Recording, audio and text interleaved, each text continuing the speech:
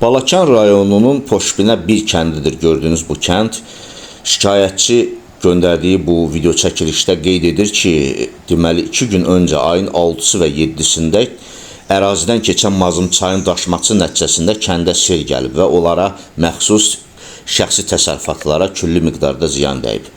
Və qeyd edirlər ki, hazırda Balakan Su Meliorasiya Sorma Sistemlərinin İstismarı İdarəsinin texnikaları kəndin içərisində və çay boyunca işləyirlər. Və eyni zamanda qeyd edirlər ki, baxmayaraq ki, biz hadisə baş verməmişdən bir neçə saat əvvəl müraciət etdik, ancaq əraziyə texnika çox gec gəldi. Əvvəl əraziyə bir S markalı texnika göndərdilər, ancaq az sonra çay daşaraq həyətyanı sahələrimizi yararsız hala saldı.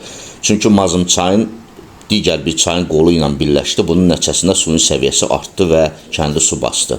Sonradan dəfələrlə zəng etsək də əraziyə texnika gəlməsi üçün müraciət etmək istəyirdik, ancaq Meliorasiya İdarəsindən zənglərimizə heç kim cavab vermədi və daha sonra artıq yəni ərazi su altına qaldıqdan sonra əlavə 2 texnika göndərdilər əraziyə. Onlar da lazımi səviyyədə işləri aparmadılar. Bunu görərək biz hiddətləndik və rayon rəhbərliyinə müraciət etdik. Daha sonra işə rayon rəhbərliyi qarışdıqdan sonra vəziyyət nəzarətə götürüldü. Ancaq vəziyyət nəzarətə götürülsə belə bizim belə deyək ki, yaşayış yerlərimizə, bizim həyətyanı sahələrimizə külli miqdarda ziyan dəydi deyə şikayətçilər bildirir.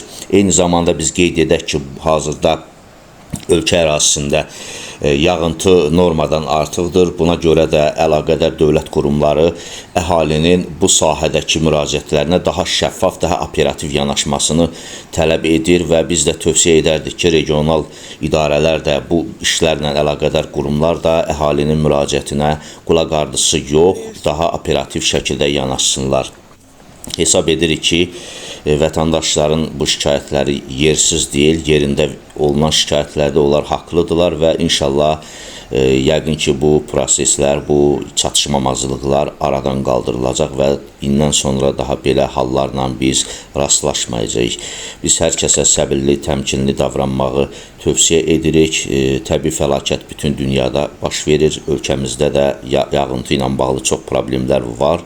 Ancaq hər halda həssaslıqla və səbirlə yanaşmağımız daha gözəl olardır. Hələ ki, biz bu qədər bizi izləməyi davam edin. Faktla bağlı qarşı tərəfin və bütün maraqlı tərəflərin mövqeyini dinləyib dərc etməyə, paylaşmağa hazırıq. Sağ olun, sağlıqla qalın.